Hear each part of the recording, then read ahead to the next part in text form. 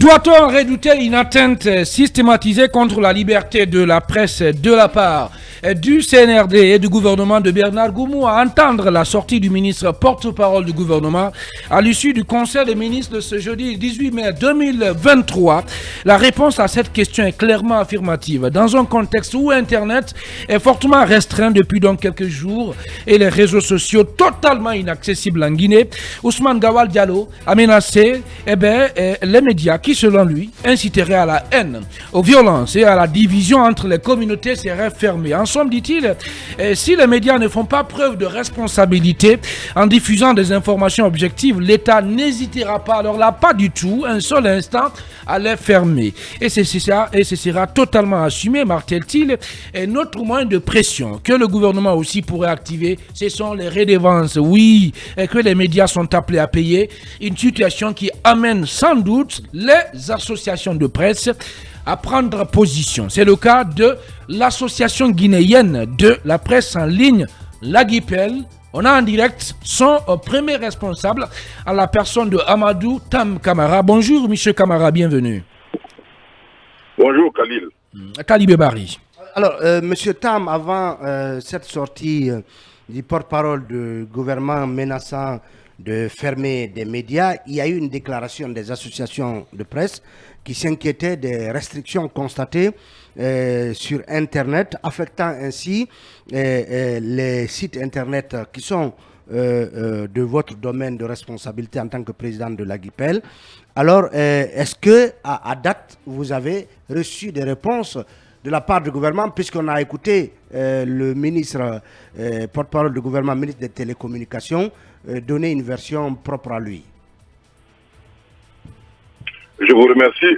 Bien, nous avons eu des échanges hier avec la ministre de la Communication et le ministre Ousmane Gawal, justement. Mais les réponses que nous avons reçues ne sont pas, disons, satisfaisantes, parce que nous avons l'information qu'il y a un instrument intrusif qui est installé à la GILAP, qui permet aujourd'hui non seulement de couper Internet, de réduire l'audience des sites qui veulent, et qui, dans une deuxième phase, pourrait même aller lire le mail de Tali de Bari et de je ne sais qui. C'est un instrument qui est installé là-bas depuis le mois de novembre, mais ils l'ont expérimenté et apparemment ça marche bien. C'est donc un instrument puissant de censure et vous voyez les effets aujourd'hui. Les réseaux sociaux, Facebook, WhatsApp, ainsi que les sites internet les plus lus de ces pays, l'accès est quasi impossible. Donc nous avons engagé en toute responsabilité un huissier pour faire le constat. Et le constat est accablant. Nous allons donc porter plainte contre la RTT par rapport à tous les préjudices subis. Parce que en la matière, la loi est très claire. Si un média est en infraction, il y a une façon de le faire. Mais vous ne pouvez pas, des entreprises, les empêcher de fonctionner comme ça. Pour je ne sais quelle raison. En tout cas, nous, aucune raison ne nous a été notifiée. Ce qui est là, c'est de la censure pure et qui, nous le savons, est le résultat d'une certaine panique et à la limite même d'une certaine paranoïa que nous ne comprenons pas. Le colonel est venu avec très bonne intention. Je pense qu'aujourd'hui, il y a des gens autour de lui qui sont en train de le bunkériser, de le couper du monde, de l'apeurer. Et c'est exactement le même scénario qu'ils ont fait à Lansana Conté, qu'ils ont fait à Dadis, qu'ils ont fait à Alpha Condé.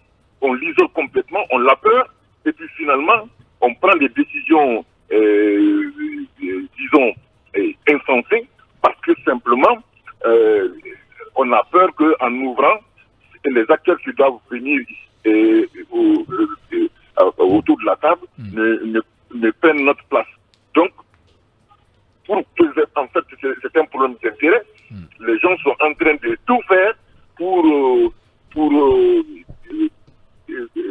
rendre l'atmosphère le plus apocalyptique possible. Bien. Appeler le chef et ensuite et faire en sorte qu'ils puissent continuer à garder leur prébande. Amadou Tam Kamara, président de l'association guinéenne de la presse en ligne, en direct dans Mirador ce matin avec nous. Basekou. Oui, Tam, ce qu'on ne comprend pas, c'est aussi le silence de la HAC, mais aussi du ministère de l'Information et de la Communication. Est-ce que vous aviez initié des démarches vers ces deux institutions pour voir un peu qu'est-ce qui se passe, surtout du côté de la HAC, apparemment qui se limite qu'à interpeller les journalistes pour des délits de presse? Bon, pour le cas d'espèces, vous savez, tout ça, ce sont des institutions étatiques.